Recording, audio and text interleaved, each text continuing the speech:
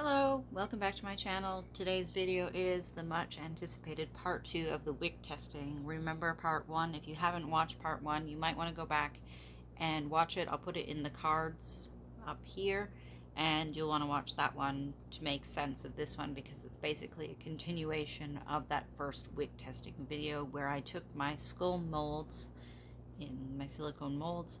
I made 4 skull candles, and then I did an intensive wick testing video where I took you through, and then I wasn't satisfied with the results, so this is my part 2 video where I'm going to try to improve these guys. Aren't they cute? Alright, let's get started with what we're going to do for this wick testing video. The first thing I did is I went through my wick stash and I got out 4 different sizes of wicks. Now listen, I'm going to tell you all the details right now of what you need. A variety of different skewer sticks. Get some blue tack, you know, the stuff you use on the walls that's supposed to hold up papers to not peel off the paint. Get some of that. Play-Doh or modeling clay works well. As Play-Doh's a bit soft in my opinion, but modeling clay is fine. Get some of that. These are just good things to have. I always have some like up on the top of my workbench here, so if I need it I can just grab it. I've got my 4 molds, 4 different sizes of wicks. I'll go through that in a second. Sticky notes saying which sizes of which. You're going to need wax. Obviously, I'm using Crystal Pillar Palm Wax. It is a palm wax, okay? Crystal Pillar Palm Wax. I know exactly. I use this for all my my pillar candles. This is, you might recognize this from another video. I just chucked it in there because I told you how to save on your supplies by reusing what you're doing when you're doing testing. And if you stay consistent with your scent, wax type, and the amount of fragrance and the type of fragrance and the color you use, you can just do this over and over and over again when you're doing testing. Like this guy right here, I can throw him straight back in the pot and get this exact same color because I know exactly how many drops of dye I've used, what scent this is, and the type of wax. Okay, you're gonna need, so I obviously need to fill up my pot because I know this is not enough wax for this demonstration, but that doesn't matter. You'll need a spoon to stir your wax, you know, a little measuring cup, scale to measure your fragrance. This shouldn't really be a beginner video. By this stage of my tutorials, you should go back to my playlist, go on the playlist that says candle making, go down there. I've got a ton of beginner candle making videos. So if this is new, go back, don't watch this video, go back and do one of those first and then come back to this one.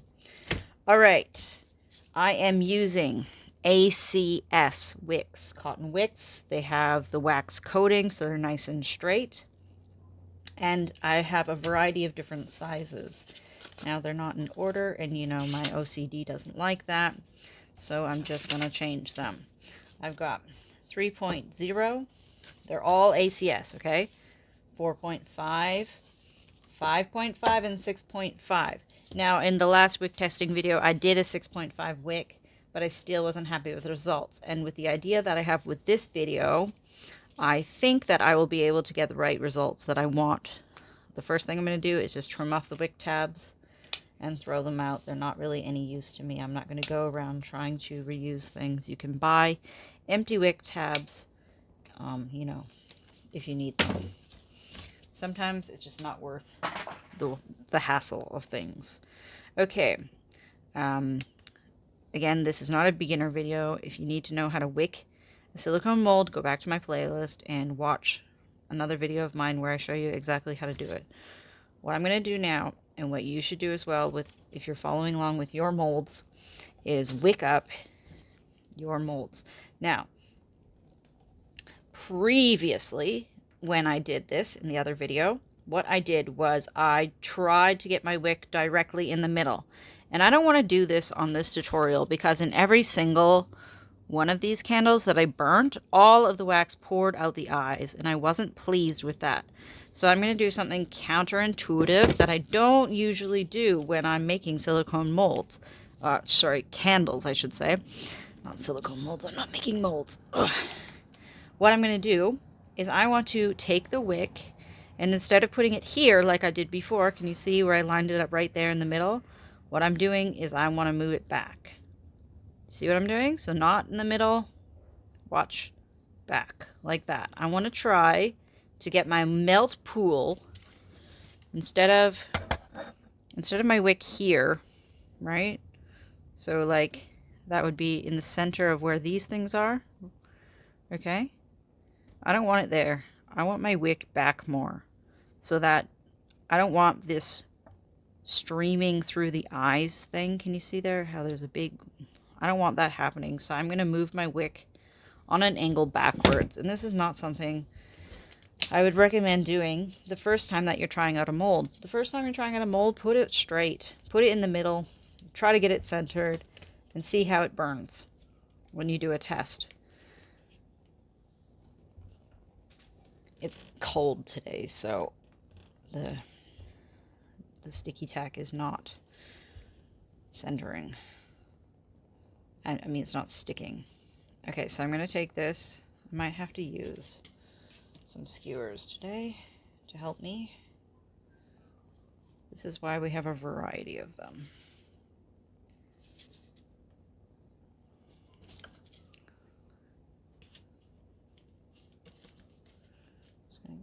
Okay, there, got it to sand. Okay, so take the wick, wrap it around my skewer stick, and then I'm just going to move it back. Sit.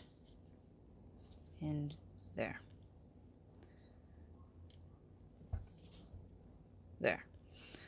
Okay. So I'm very happy with that. It's stable. Instead of putting it here, I've moved it back. So the wick is literally on an angle like this. Not that extreme, but you can't, I don't know if you can see it, but from the bottom of the mold to here, it's not straight up. It is on an angle like this in the mold. Now, you don't need to see me do that for all of them. So I'm going to go wick them up, the rest of them. I'm going to get my wax ready, pour it in, let it harden, and then next time you see me, I'll unmold them and start my testing. Okay, we're back, and you can see that I have poured the wax. It's hardened, and I'm just unmolding now. I have a whole video on how to unmold these on my playlist, candle making playlist, if that interests you. But basically what I'm going to be doing now is just taking 4 plates like this. This old one can go back into the pot. See what I mean when I say that if you keep things consistent, that it really works out for you, because you can just literally take this old candle that you did testing with and chuck it right back in here, remelt, and reuse the wax. So I'm just going to be taking 4 plates like this just to catch the drips and putting them on here, and then trimming the wicks, obviously, and then lighting the candles.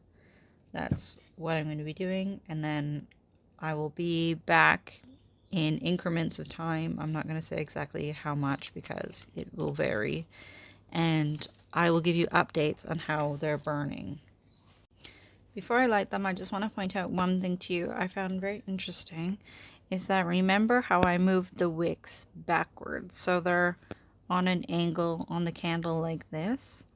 It almost appears to me as though the wicks have become more forward on the head, even though they're technically in the same place on the mold, right? Like, the placement of the wick didn't change, so maybe it's just an illusion this time, but I feel like there's a lot of space back here, and I can see why putting the wick straight before wouldn't have worked, because there's, you know, like holes right here, right, for the wax to just pour out of, so the wick is closer to the eye socket.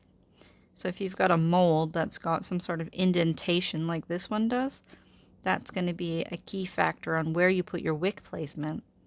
So I'm hoping that just by moving the wick on an angle backwards like this, that we're going to have more of a success with the testing.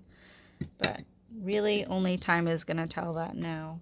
I don't even know that myself. So let's get these guys lit and then we will see how it goes.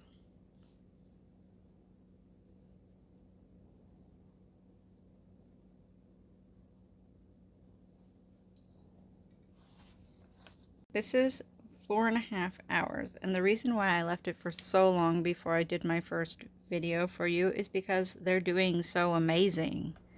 Like, this is, the wick sizes being smaller is also helpful, but also the placement of the wicks just being back farther is just doing so good. Even the largest one here is like, it's, I can see the melt pool and it's in this beautiful crystal, like, what do you call it, like cave for lack of better words, of wax. It's fabulous. So yeah, I'm happy with how these are turning out. This one was interesting. Right when it first got lit, it dumped a little bit of wax, and that was like 5 minutes in. And then this was the one that I had the skewer sticks and I had it balanced, so I didn't do that with the other ones. So that's one thing to note, is that if you're going to use skewer sticks to manipulate how the mold sits, you have to be careful because it might not be as flat. Like, the mold might not be as uniformly flat, so it was obviously like tipped at some sort of angle and didn't sit flat as the other ones did, because I had put the wick just through this slit right here, and then I had just used a tiny bit of blue tack instead of like a huge clump like I'd done with the other ones, and that's why these ones sat so much better. So that's just something else to keep in mind as well. So I'll just keep these guys going, and I'll be back when I've got something to report. So I'm not sure when that's going to be, but we'll see. I just wanted to show you them with the lights out because it's nighttime now, and you can really see the kind of like the rim around the candles as they're burning. This one is the largest wick, and you can see it has the largest kind of crust that it's encompassing the wax, and it's not spilling out. It's got a little hole over there. I'll have to turn the lights on and see if that's spilled out. This one's the next biggest one. That's interesting. And then this one here. They're all doing so good. I'm really impressed with them. So this is them with the lights on. It's been 7.5 total hours now. This is the smallest wick. It's just got that wax there from the initial dumping. And it's doing good. This is the 4.5, the next biggest one. No spillage. 5.5, no spillage. And the 6.5, same, no spillage. I'm really impressed with how these are doing. And we will see again how they go. The next time that I'll do an update is when I've got something, some sort of progress on how one of them is reacting. So like if there's some spillage on a wick or something like that. So that will be tomorrow.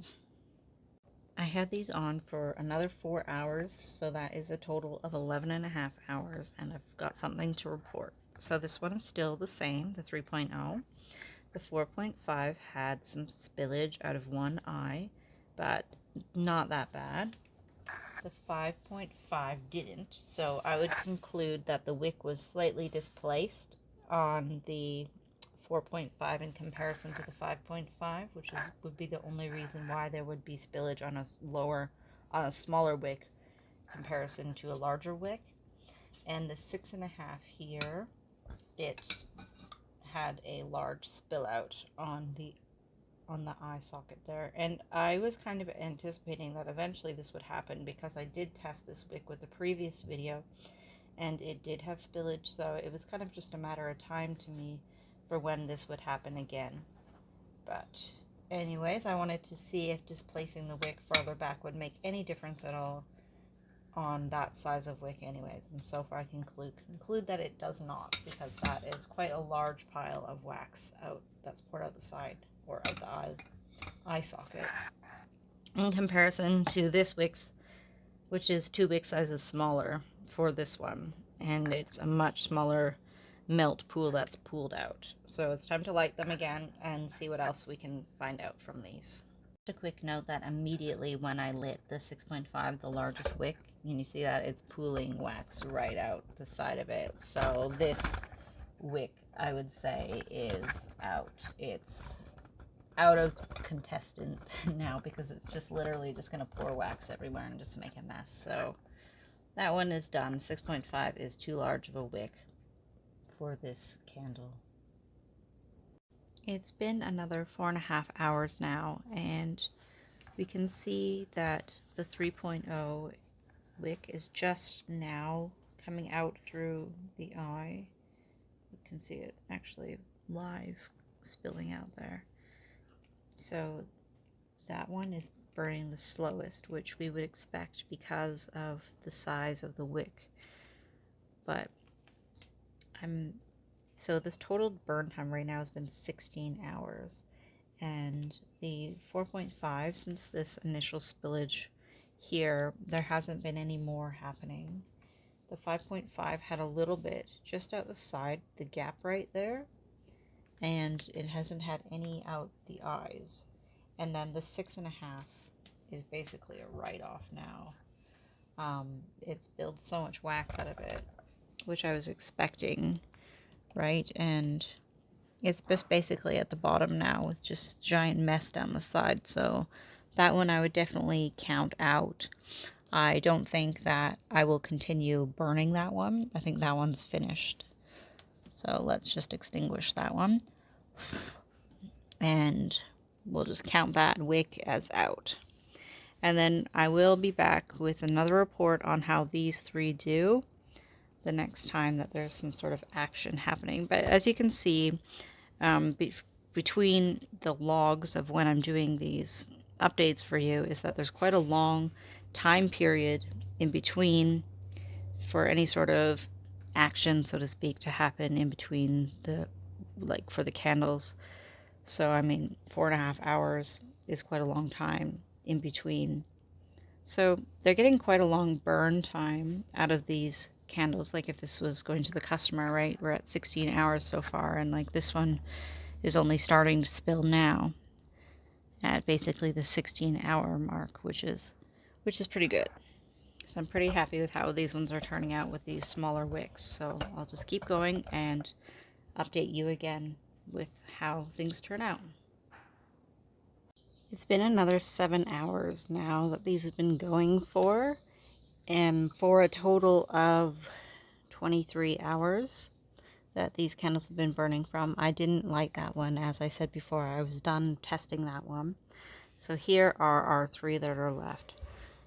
The 3.0 wick is too small. You can see the flame is barely going there, and it's going to be left with a lot of excess wax on the side. So that one I conclude is out. The 4.5 and the 5.5 sized wick are doing well. The 4.5 is surprisingly doing a little bit better, and that might be because it had poured out slightly more wax than the 5.5, or it could be the wick placement itself. But looking at how much wax is left on the side of this candle versus this candle, I would conclude that my 5.5 is the wick that I would choose, because it has just less wax buildup on the side versus this one is just thicker. Even though this flame is slightly larger right now, like I said, that is simply just because of this excess wax that poured out earlier throughout the eye here. Whereas I only had slight leakage right there, just a tiny bit, and that was early on. And nothing came out of the eyes of the 5.5. So making these candles going forward, I would use a 5.5 wick. So there we have it. And what I will do is I won't do any more update videos for how they're burning because it's not going to be really any different than this, but I will do a total time that the 5.5 burnt. I will put it in the comments of this video so that you can see it when it is published, because I'll go ahead and do all the editing and publish it now. So I hope that was really helpful for you and that you've got some more insight on how wick testing is done for pillar candles. And if you need any more help, or if you have any really specific questions, please put them in the comments below this video and I'll help you answer them. This video took me a really long time to record because of just the amount of time in between each, testing and the hours it took and things like that. So I don't know if I'll do another one this extensive in the future, but we'll see. But I definitely will help you with anything that you need help with. So all the best to you, and I'll see you in the next video. Thanks for watching.